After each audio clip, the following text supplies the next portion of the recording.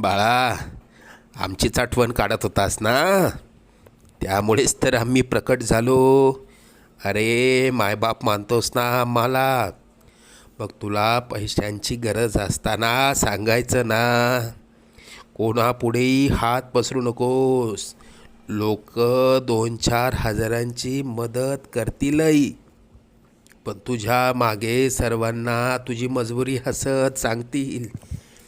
आता तुला कोणापुढे हात पसरण्याची वेळच येणार नाही. तू आजपर्यंत भरपूर दुःख सहन केलंस. लवकरच तुझ्या रडक्या भाग्यात सुखाचे दिवस येतील. तुझ्या मनात असलेली इच्छा पूर्ण होऊन अक्कलकोटला पेढे घेऊन येणं होईल.